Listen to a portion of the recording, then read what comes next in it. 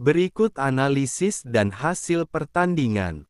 Madura United menjamu tamunya Persijap Jepara.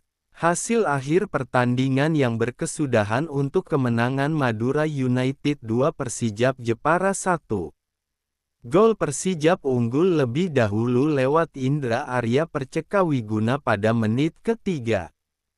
Tuan rumah menyamakan lewat Jorge Mendonca di masa tambahan babak pertama, 45+4, dan kemudian gol kemenangan oleh Aji Kusuma pada menit 90+4. Laga diwarnai 3 kartu merah, tim tamu kehilangan pemain duluan, Diki Kurniawan, kemudian tuan rumah juga mendapat kartu merah, Taufik Hidayat, dan akhirnya Persijap kembali kehilangan pemain, Zahran Alamsah, menjelang akhir.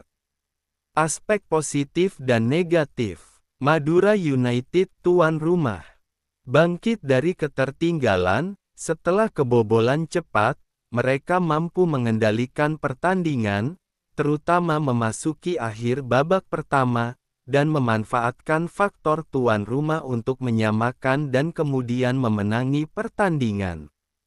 Pemanfaatan peluang saat krusial, gol kemenangan datang di masa tambahan pertandingan, menunjukkan kesigapan dan mental yang baik dalam tekanan fisik dan mental tekanan lawan. Dengan keunggulan pemain setelah kartu merah lawan, mereka mengubah momentum ke arah mereka.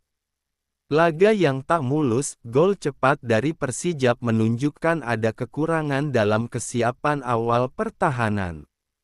Kartu merah yang diterima juga menunjukkan level disiplin yang perlu diperbaiki. Tempo bagian besar pertandingan kurang dominasi mutlak, meski menang, Madura tetap dalam tekanan terutama saat Persijap bermain dengan 10 orang dan kemudian Madura juga 10 orang. Persijap Jepara tim tamu. Gol cepat dan semangat awal tinggi, Indra Arya mencetak gol sangat awal sehingga mereka bisa menekan tuan rumah sejak dini. Perjuangan meskipun dalam tekanan, mereka tetap berusaha meski kehilangan pemain lebih awal. Kehilangan pemain yang fatal, kartu merah di babak pertama membuat beban berat untuk sisa laga. 2 kartu merah dalam satu pertandingan menunjukkan masalah disiplin dan kontrol emosi. Tidak mampu mempertahankan keunggulan, setelah unggul, mereka gagal memanfaatkan momentum dan malah kebobolan 2 kali, termasuk gol penentu di masa tambahan. Masih berada di zona degradasi, kekalahan ini memperburuk posisi mereka di klasemen, menunjukkan tren negatif dalam performa. Faktor penentu, kartu merah, turunnya jumlah pemain sangat mempengaruhi ritme dan strategi kedua tim. Persijap harus bermain dengan 10 orang dari menit ke-33 dan kemudian Madura juga dengan 10 pemain dari menit ke-61. Kondisi 10 lawan 10 punya pengaruh kuat pada transisi, ruang, dan kelelahan. Mental dan momentum, Mendonca menyamakan di masa tambahan babak pertama, memberikan momentum ke Madura yang bisa menekan di babak kedua hingga gol kemenangan. Keunggulan home ground, bermain di kandang memberi Madura faktor tambahan dukungan supporter, familiaritas lapangan, dan tekanan terhadap tamu. Kondisi Persijap buruk secara keseluruhan, dari prediksi sebelum laga, Persijap sedang dalam tren negatif beberapa kekalahan beruntun, dan hal ini nampak dalam performa mereka. Implikasi untuk klasemen dan hal selanjutnya.